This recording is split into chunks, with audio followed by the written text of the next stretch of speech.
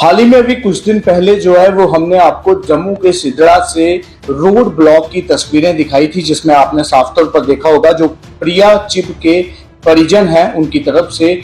प्रिया चिब के ससुराल में जाकर जो है वो रोष प्रकट किया गया, जिस दौरान तस्वीरें जो भी वहां से सामने निकल कर आई हमने वो तस्वीरें आप लोगों को जरूर दिखाई। फिलहाल मैं आपको बता दूं कि प्रिया चिब की आखिरकार एक रिपोर्ट भी बनाई गई थी, जिस समय ये कहा जा रहा था कि प्रिया चिब ने जो है वो आत्महत्या की है, लेकिन परिजनों की तरफ से लगातार ये कहा गया कि प्रिया चिब ने जो है वो आत्महत्या नहीं की बल्कि उसका जो है वो मर्डर किया गया है। हालांकि अब इसमें कितनी सच्चाई है वो तो इन्वेस्टिगेशन के बाद ही पता चल पाएगा, लेकिन उससे पहले अगर हम बात करें तो कुछ चैनल्स पर, कुछ पेपर्स पर यह भी आया कि प्रिया चिब ने जो है वो आत्महत्या की है, जिसको लेकर आज युवा राजपूत सभा जो है वो प्रिया चिब के परिजनों के पास पहुंची, जिसके बाद उन्होंने ये रोष भी जो है वो सामने जरूर प्रकट किया। हालांकि युवा राजपूत सभा के जो प्रधान विक्रम सिंह चिब है उनकी तरफ से जो कुछ कहा गया वो भी हम आपको जरूर सुनाएंगे, लेकिन प्रिया चिब के परिजनों की तरफ से भी जो कुछ कहा गया वो भी हम आपको जरूर सुनाने का प्रयास करेंगे। और इसी के साथ इन सब चीजों को सुनने के बाद आप लोग भी अपनी प्रतिक्रिया देकर जरूर बताइएगा कि प्रिया चिब के साथ आखिरकार क्या हुआ होगा, और प्रिया चिब का अगर वाकई में मर्डर हुआ है तो जो उसके दोषी हैं उनको क्या कुछ सजा होनी चाहिए, और अगर वाकई में ये साबित होता है कि प्रिया चिब ने आत्महत्या की है तो फिर आखिरकार जो कार्रवाई है वो यहाँ तक पहुंचनी चाहिए कि प्रिया चिब ने किन वजहों के चलते हुए आखिरकार जो है वो आत्महत्या की। आखिरकार क्या कुछ परेशानियां जो है वो प्रिया चिब की लाइफ में चल रही थी, जिन परेशानियों के चलते हुए आखिरकार उन्हें जो है वो ये कदम उठाना पड़ा। फिलहाल सबसे पहले तो हम आपको वो दिखाने का प्रयास करेंगे जो युवा राजपूत सभा की ओर से कहा गया और प्रिया चिब के परिवार की ओर से कहा गया। आप लोग इसे लेकर अपनी प्रतिक्रिया जरूर दीजिएगा, और इसी के साथ ये तस्वीरें फिलहाल आप लोगों के सामने।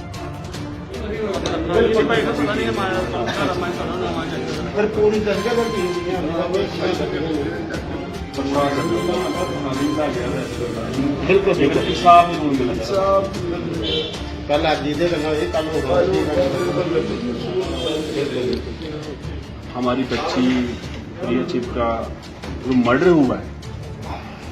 क्योंकि घर वाले बोल रहे हैं उसका मर्डर है, कुछ पेपरों ने इसके लिए बोला है कि ये सुसाइड है। हम उन पेपर वालों को बोल देंगे इस चीज़ के लिए कि जब तक बोर्ड वहाँ से डिसाइड नहीं करता है कि ये मर्डर है कि सुसाइड है, आप लोग कैसे इस चीज़ को बिलीव करोगे कि ये मर्डर है या सुसाइड है। तो हम एसएसपी चंदन कोहली साहब से ये कहेंगे कि जो हमें हमारी बच्ची को इंसाफ मिलना चाहिए,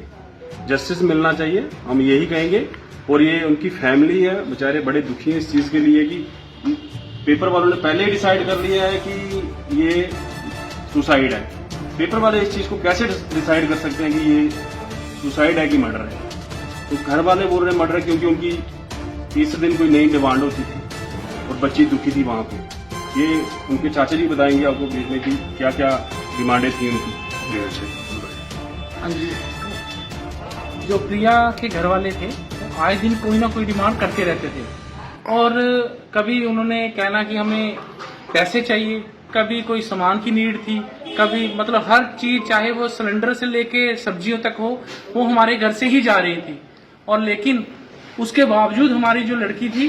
प्रिया, वो काफी मेहनती थी, वो पार्लर चला रही थी और उसकी वहां पे अच्छा खासा पार्लर चल रहा था, और उन्होंने अच्छी आमदनी होने के बावजूद भी